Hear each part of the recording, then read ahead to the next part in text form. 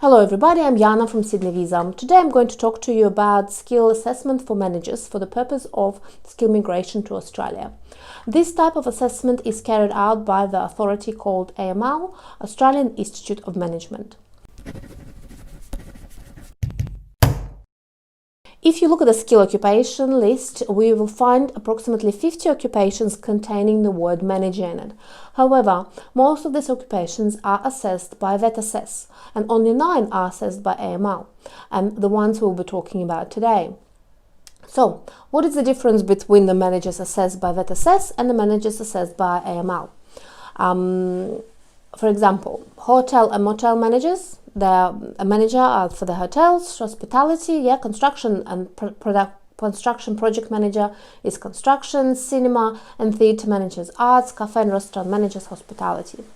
AIML assesses the senior level manager skills, where your profession is not being assessed by what you were doing, this is the secondary importance, but rather the size of your company and your position on the organizational chart, and this is the primary criteria.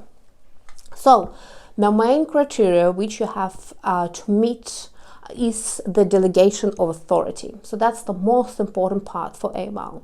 So a number of levels of delegation of work to several other positions of a supervisory, technical or skilled nature. There must be at least 3 levels of delegation. This means that there must be at least 3 managers reporting to you who also delegate to 3 other managers or supervisors. So from the company size point of view, to meet the AIML minimum criteria, your company must be no less than 41 people, with at least 12 of them reporting to you, and at least 3 of them must hold managerial position.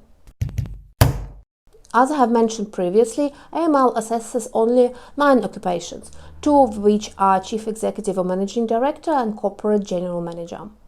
And the other 7 are senior functional managers, and they are head of assorted departments within the organization and are typically known as sales and marketing manager, advertising manager, public relations manager, human resource manager, engineering manager, who is also assessed by Engineers Australia, supply and distribution manager, and procurement manager. Since AIML criteria is not attached to any particular professional occupation or industry, it may open a broad range of opportunities for entrepreneurs. For example, if you are a business owner and your business is of a substantial size, you do not have to be a specialist in one field or another. It will be sufficient to prove that you are a professional manager. Another interesting aspect of AIML skill assessment is that you not only do not require a certain level of English, right, so there is no need for your IELTS score at the time of the qualification assessment, but you're also not required to have an education, because the main criteria is for you to have a minimum managerial experience of 3 years. A degree which corresponds to your industry or general managerial education, such as MBA, might amend the experience requirement, but it is not a necessity to have. Thus, from our experience, we observe that AIML approaches assessing managers using common sense without the bureaucracy, and looks at your career history, which leads to your current managerial position. AIML views that this is a more substantial factor compared to your education and the level of your English.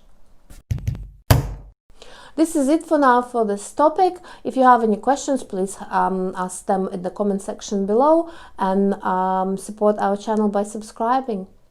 Cheers from down under. Goodbye.